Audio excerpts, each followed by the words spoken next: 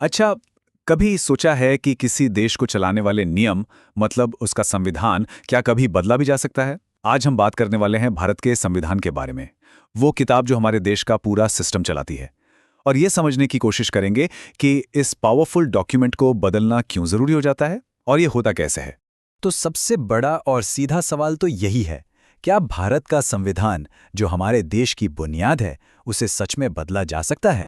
इसका जवाब शायद थोड़ा चौंकाने वाला हो। जी हाँ, बिल्कुल बदला जा सकता है। और सिर्फ एक दो बार नहीं, बल्कि अब तक 100 से भी ज्यादा बार बदला जा चुका है। इससे एक बात तो साफ हो जाती है कि हमारा संविधान कोई पत्थर की लकीर नहीं है, बल्कि एक जीता जागता डॉक्यूमेंट है जो वक्त के साथ बदलता है। तो सवाल यह है कि आखिर ये होता कैसे है? अगर संविधान में कुछ बदलना हो तो क्या तरीके हैं? देखिए, इसके लिए 3 अलग-अलग रास्ते बनाए गए हैं और हर रास्ता पिछले वाले से थोड़ा ज़्यादा मुश्किल है। इसे आप 3 लेवल की तरह समझ सकते हैं।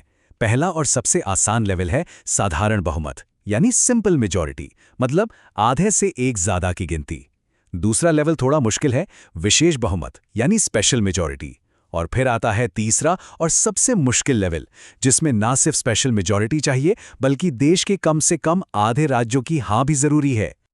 और ये सिर्फ थ्योरी नहीं है, असल में इनका इस्तेमाल हुआ है। जैसे अगर कोई नया राज्य बनाना है तो उसके लिए साधारण बहुमत से काम चल जाता है। लेकिन अगर किसी के मौलिक अधिकारों यानी फंडामेंटल राइट्स में कोई बदलाव करना हो तो फिर विशेष बहुमत चाहिए, मतलब 2/3 सदस्यों की सहमति। और फिर जीएसटी जैसे बड़े फैसले जो पूरे देश पर असर डालते हैं, उनके लिए सबसे मुश्किल रास्ता अपनाना पड़ता है, विशेष बहुमत के साथ साथ आधे राज्यों की मंजूरी भी। चलिए अब बात करते हैं भारतीय संविधान के इतिहास के सबसे बड़े और शायद सबसे विवादित बदलाव की, 42वां संशोधन। ये वो समय था जब देश की राजनीति में एक तूफान आया हुआ था। इस संशोधन का असर इतना जबरदस्त था कि इसे मिनी कॉन्स्टिट्यूशन तक कहा जाने लगा। जरा सोचिए, एक ही बार में संविधान के 59 अलग-अलग हिस्सों को बदल दिया गया था। और ये कोई छोटे मोटे बदलाव नहीं थे। अचानक लोकसभा का कार्यकाल 5 साल से बढ़ाकर 6 साल कर दिया गया। प्रधानमंत्री को इमरजेंसी लगाने की लगभग बेहिसाब ताकत मिल गई। राष्ट्रपति को मजबूर कर दिया गया कि उन्हें कैबिनेट की हर सलाह माननी ही पड़ेगी। अदालतों की जो ताकत होती है सरकार के कामों पर नजर रखने की, जिसे जुडिशियल रिव्यू कहते हैं, उसे भी कम कर दिया गया। और तो और संविधान की प्रस्तावना में समाजवादी और पंथ निरपेक्ष जैसे शब्द भी इसी दौरान जोड़े गए। खैर, इस मिनी संविधान के बाद देश में चुनाव हुए, सरकार बदली, और जो नई सरकार आई उसका एक बहुत बड़ा मकसद था 42वें संशोधन से हुए बदलावों को ठीक करना। और इसी कोशिश में लाया गया 44वां संशोधन। 44वें संशोधन का एक ही लक्ष्य था, पावर के बैलेंस को वापस लाना।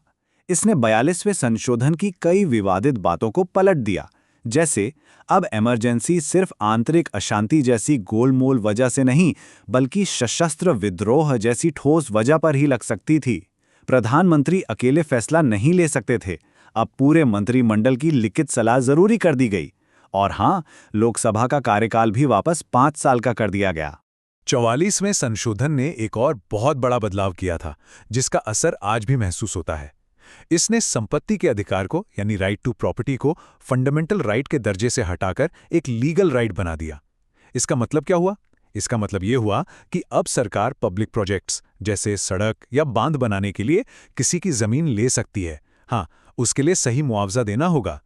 संविधान में हुए बदलावों ने सिर्फ कानून और ताकत के समीकरण ही नहीं बदले, बल्कि इन्होंने तो वक्त वक्त पर भारत का नक्शा भी बदला है। पता है, भारत का नक्शा हमेशा से ऐसा नहीं था जैसा आज दिखता है। 1956 में भाषा के आधार पर राज्यों को फिर से बनाया गया और 14 राज्य बने। फिर 1966 में पुराने पेप्सू राज्य को तोड़कर पंजाब, हरियाणा और हिमाचल प्रदेश बनाए गए। और 1975 में एक और संशोधन के जरिए सिक्किम आधिकारिक तौर पर भारत का 22वां राज्य बन गया। हर बार इन बड़े बदलावों को मुमकिन बनाने के लिए संविधान को ही बदलना पड़ा। चलिए अब एक ऐसे सवाल पर आते हैं जो राजनीति को सीधे आम लोगों की जिंदगी से जोड़ता है। स्रोत एक बहुत ही दिलचस्प सवाल उठाते हैं। वो कहते हैं कि क्या कभी इस बात पर गौर किया है कि जनता के लिए जो बड़ी बड़ी योजनाएं या फायदे वाले कानून आते हैं, वो अक्सर चुनावों के आसपास ही क्यों आते हैं? जैसे कुछ उदाहरण देखिए। 2014 के चुनावों से ठीक पहले खाद्य सुरक्षा बिल लाया गया और अभी हाल ही में 2024 के चुनावों से कुछ ही समय पहले महिला आरक्षण बिल पास हुआ। स्रोत का कहना है कि ये एक पैटर्न हो सकता है। इस विश्लेषण के साथ स्रोत एक चेतावनी भी देते हैं। उनका कहना है कि अगर कभी ऐसा हो जाए कि केंद्र में और देश के ज्यादातर राज्यों में एक ही पार्टी की सरकार बन जाए, तो संविधान का वो सबसे मुश्किल वाला संशोधन भी आसान हो जाएगा, जिसमें राज्यों की सहमति चाहिए होती है। और तब देश पूरी तरह से उस एक पार्टी पर निर्भर हो सकता है। तो आखिर में ये सब कुछ एक ही सवाल पे आकर रुक जाता है।